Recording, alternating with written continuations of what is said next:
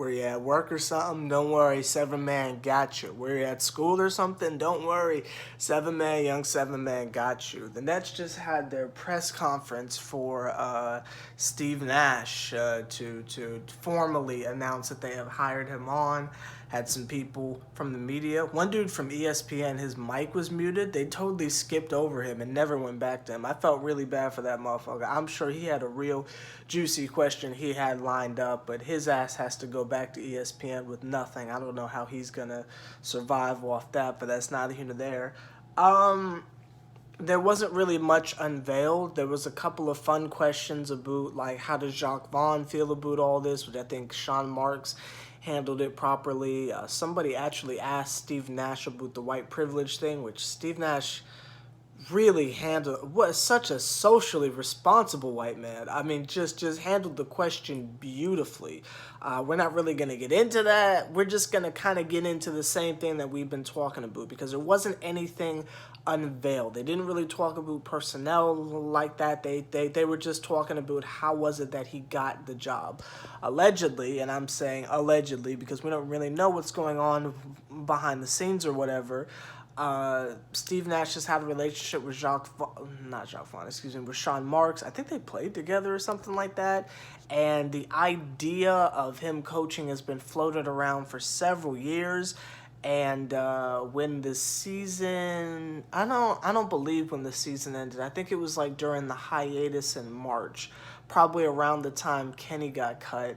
That sounds like a slasher movie from the 80s, by the way. Kenny got cut, but that's not here there.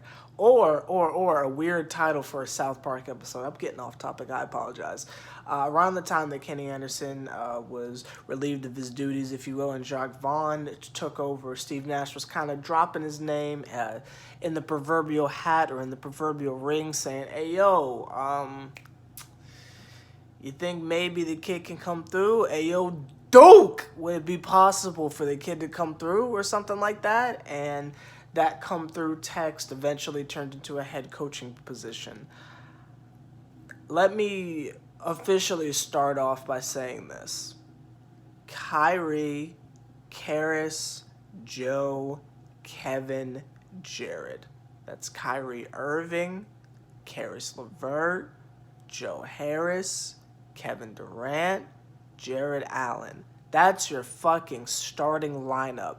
I think everyone on the internet has said this, but you could have any of us coach, and your starting lineup is Kyrie, Karis, Joe, Kevin, and Jared. It does not matter. They could have a rock with two googly eyes like stuck on there, and the team coaches itself. We're talking about someone who's going to come in strictly to manage egos, strictly to manage personnel.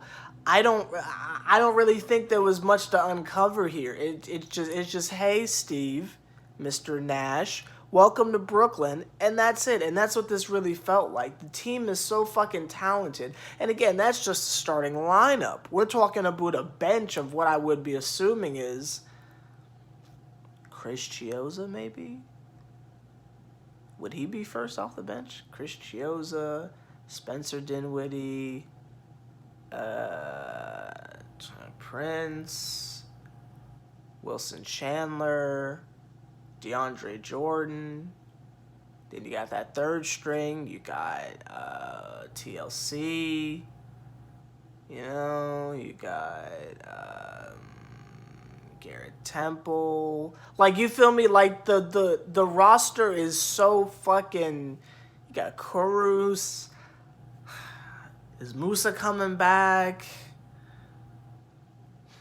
We're going to keep Dante Hall.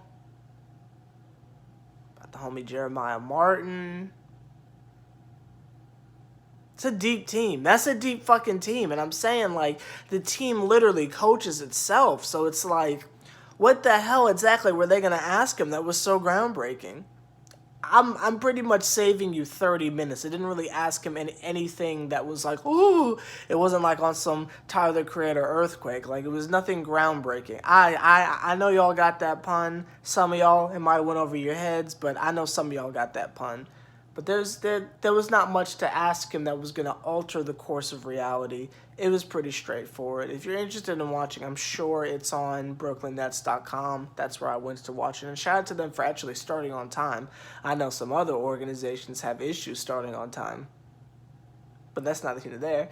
Anyway, let me know your thoughts down below if you did watch it. And shout out to the Nets for having a really dope press conference. Something about Brooklyn just looks so beautiful. But that's neither here nor there. I'll see y'all later.